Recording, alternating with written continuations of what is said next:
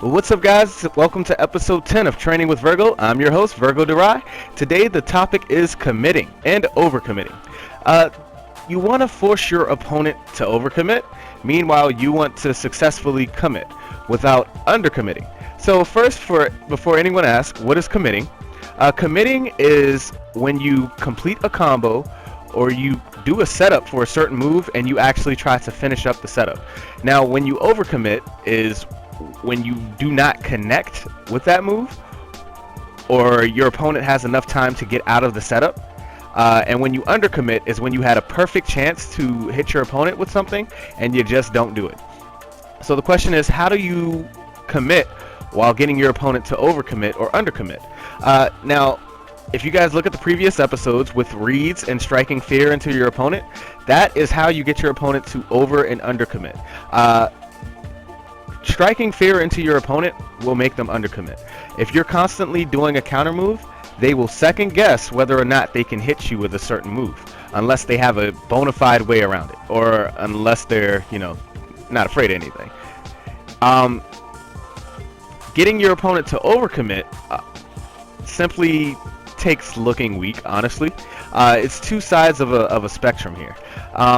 When your opponent thinks they have you, they're going to overcommit. So if you're in a situation such as the snap vanish attack situation, where your opponent should have the plus frames and they're starting up a back attack and you immediately pop an escape move, they've overcommitted at that point because you forced the overcommit. So you want to keep all of these things in mind when you're playing your opponent. So what moves are you looking for your opponent to overcommit on? Mostly every super move in this game has some type of lag that you can take advantage of. So if you're getting your reads correctly and getting your opponent to break those moves out when they think they have you, then you can immediately punish those moves. Even quicker moves such as Dodon Ray. There are some moves that I can't figure out how to punish just yet, such as like Pearl Strike and things like that.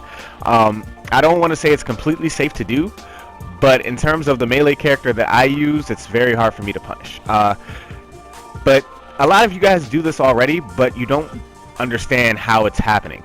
So, for example, a lot of people are using Phantom Fist now. People say you can just hold it down. So what I do is I force my opponent to overcommit on that move. Basically, they rely on it, and then I'll just wait it out and then catch them with an attack afterwards.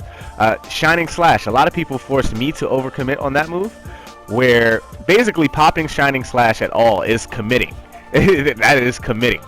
You overcommit when there was no possible chance of hitting your opponent with it. So when I use Shining Slash and my opponent immediately pops a counter move, if I didn't do the cancel Shining Slash, then I am completely and utterly screwed. I'm going to eat a Godbreaker to the face or a pressure sign to the spinal cord, and I'll be upset. So these things you want to keep in mind. You want to use your pokes, your jump vanish pokes, your approach. You want to use your movement to force your opponent to toss out a move that you can easily punish. That is basically how you get that free damage in, and that's how you win games, that free damage. Moves that have longer startups, such as Gravity Impact or even Perfect Shot, you get your opponent to do those moves, and then you get inside and you're able to attack them. A lot of people underestimate the power of a dash on punish, and it works very well. So I want you guys to get out there and practice making your opponent commit. I know it doesn't seem like much, but it is a very, very, very important thing to do. See, as you can see here, I just forced them to commit into the Symphonic Destruction, and because I was able to block it, it was an overcommit, but I didn't take advantage of it. So that would be me undercommitting. So that's, all rolled in one, all rolled into a ball. If you look throughout this entire video between me and AmaXL, you can actually see where we're forcing each other to overcommit and where we're undercommitting and where we're not capitalizing on our moves. Like that right there would be a overcommit on his part, and I on the other hand committed to a charged back attack. Sometimes back attacks can be dangerous based on what your opponent does. So it's all about getting those reads, striking that fear, and forcing your opponent to overcommit and undercommit. Meanwhile, you commit and successfully commit. That's how you want to do it. So this is Virgo Durai. My life's a chip in your pile. Hope this helped. Like groceries. Peace out.